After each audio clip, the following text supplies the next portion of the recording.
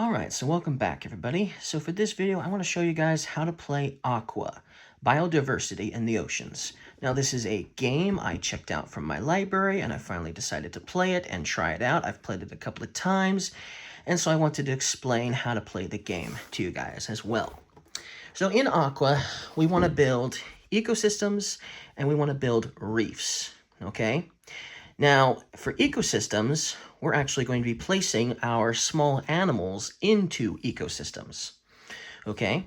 Now, before I get started explaining placement rules and scoring and stuff like that, let's talk about just the drafting system of the game. Now, the player who's going to go first is going to get this sea snail, okay? And then their first phase of the game is going to be building a market, and they're going to place out a tile based on the amount of players. So I was playing a solo game, so I only had 3 tiles because the solo rules are a little different for setup and a few other things. But for the most part, they're the same. The only difference is in the solo game, one of the main differences is you don't play with this token in solo. But let's just say we are playing with it because we're playing with multiple players. So the player who has this will build the market, and then they'll draft and they'll take one of these tiles and place it into their coral reef here somewhere, into their ecosystem and all that jazz. And so that's what they're going to do. But then at the end of their turn, this is going to be placed into the drafting location as well, and then the next player can decide either to take a tile for their turn or they can take this. If they decide to take this, then their turn is immediately over. They don't take anything here, and then you complete the round so everybody else goes in turn order, and then whoever has this will finally get to take their turn at the end of the round, like normal, like everybody else. But then they will set the new market by placing out more tiles for the next round, and then they will get another turn. So in a sense, if they draft this, if they take this, then they're getting 2 turns in a row. That's basically all that this is for. It's kind of a silly little thing if you ask me. I don't know if it's necessarily needed to make the game that much more interesting. I think just building the ecosystem, placing out animals and the puzzliness of this game is fine as is. This is sort of silly, which I'm grateful is not in the solo variant. So that's how that is going to work. Okay, so now let's explain how placement is going to work. When you do take a tile, you need to make sure that it's touching something you already have. So for instance, if I was to place this here, that would be an illegal placement because red does not match any of these here, okay? So when you're placing something, you must at least be adjacent to one of the same kind of color for your coral. So this one, it is matching this one here. It does not match this one, and it does not need to. It just needs to match one in order to place it down, okay? And you can also even do this as well. So you can also place out tiles, even if they're only touching one side, that is fine, okay? Now the idea is you kind of want to build a hexagon, okay? So let's put this here, all right? And then let's just say this was the next tile here that I was supposed to take, or I'm going to take. If this now creates a little hexagon, if you will. Now it creates a perfect hexagon of 3 basically diamonds. And as soon as you build a hexagon, you must place the corresponding small animal that matches the color. So in this case, it'll be this crab, and it has to be placed immediately. It's not optional. You must place it like that if that's the case. Now, there are some things to note. When you are making a hexagon, there's going to be times where you might form what looks like a hexagon. So like, for instance, this would form what looks like a hexagon, but it's actually not, because if you place the crab here, you've got 2 halves of one. I mean, you're covering up half of it, but not all of it. And so now you've got these little halves here. This is not an illegal placement. This is an illegal placement. This crab cannot be placed here because this hex was formed with more than 3. It was formed with 4 technically. 1, 2, 3, and 4.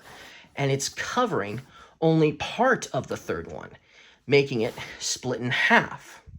Or, it's only covering part of it, for instance, splitting these in halves. So that's one thing you can't do. You can't place a small animal on a hexagon that's something like this.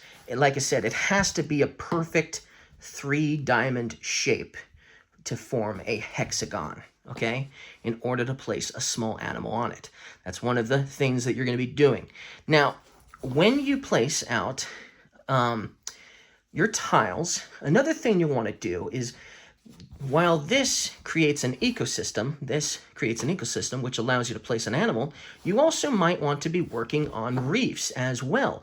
So maybe you don't want to place out that crab right now. Maybe you want to create a reef. Now, when you have a reef, you need at least 4 of the same color in a sort of grouping. It doesn't have to be a straight line or anything. It just has to be a grouping of at least 4. And obviously, since the crab can't be placed here anyways, then you don't have to worry about having to place this out because it can't be placed here anyways.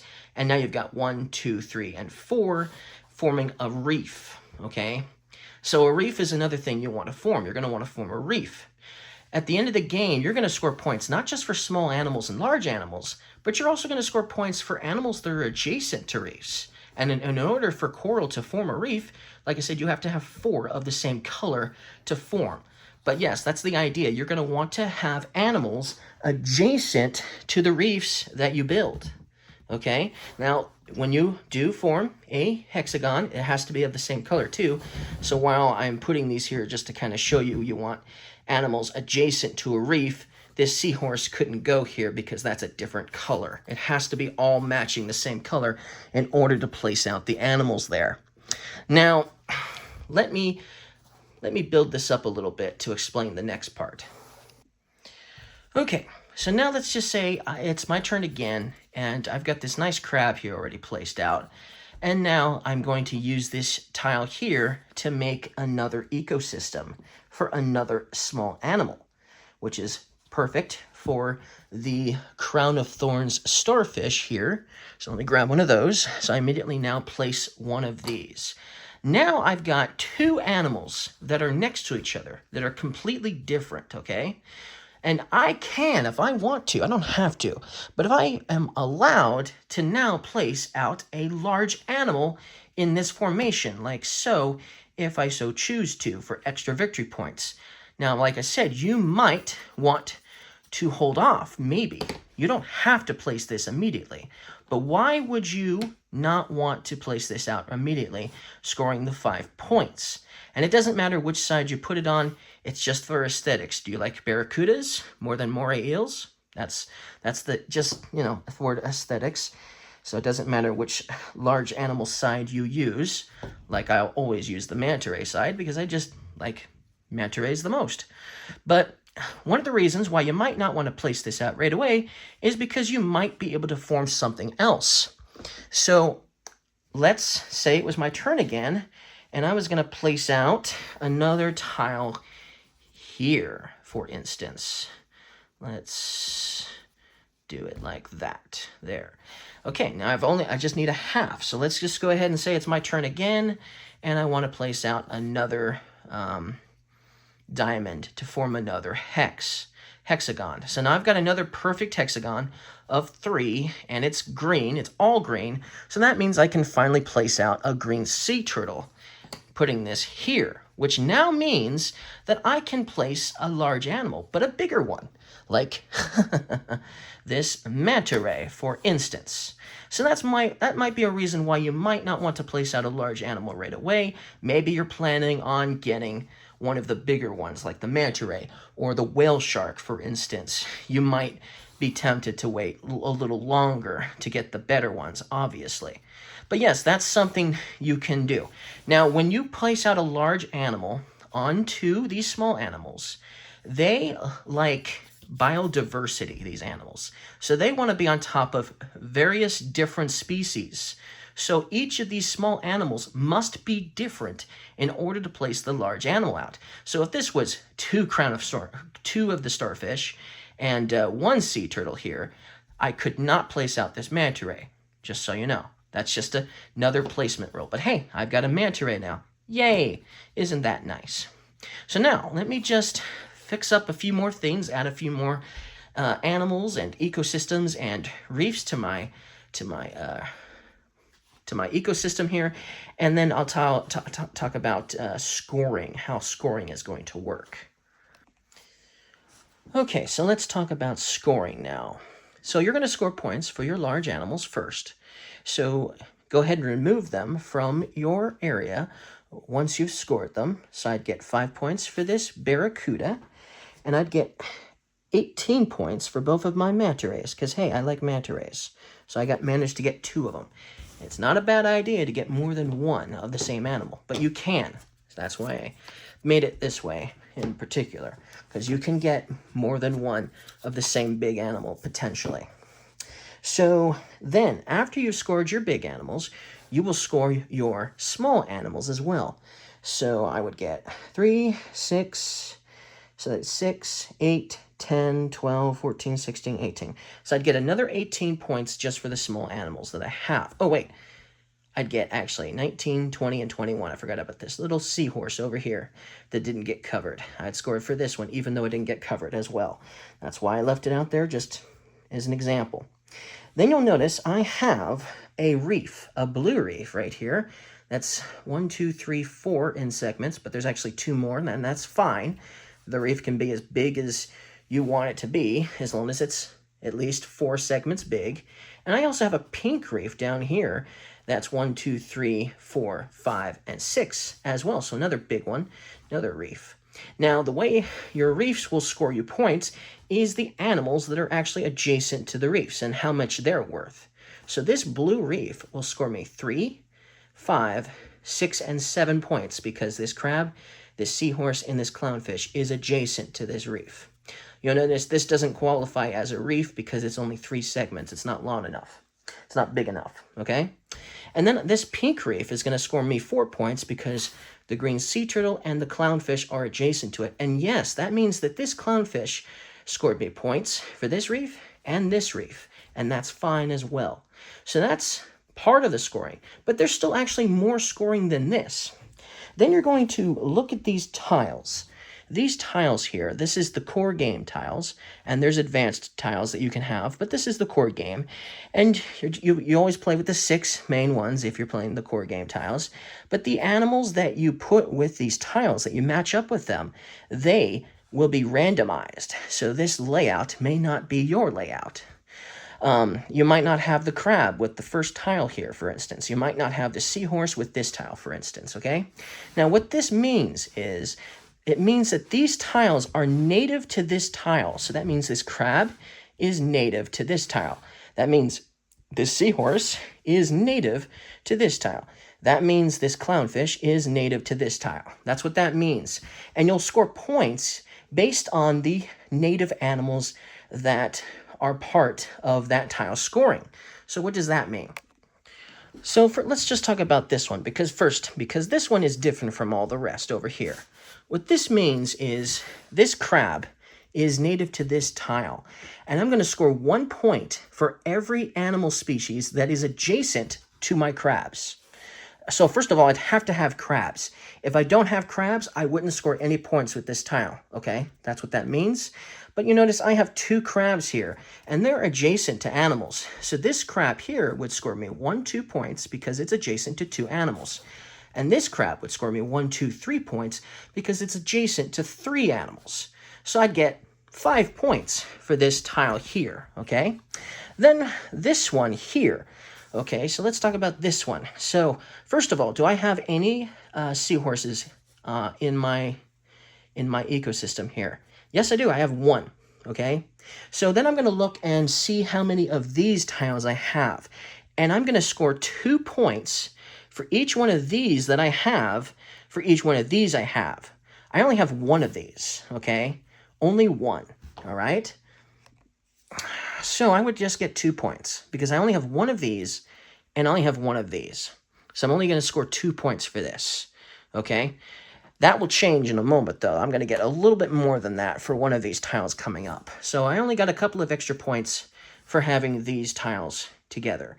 If I had more of them, if I had another one, then I would have gotten actually 4 points for just one of these. But if I had like 3 of these and I only had one of these, then I'd score 6 points. I'd get 2 points for each one of these I had because I only have one. That's kind of how the scoring is going to work for that. But yes, I had that. Now, you'll notice I didn't have this tile here, which was this dolphin. I did not have a dolphin. So because I didn't have a dolphin, it doesn't matter that I have the clownfish. I don't score anything for this tile because I didn't have the dolphin. Also, I did have, however, the manta ray, for instance. And I had 2 manta rays.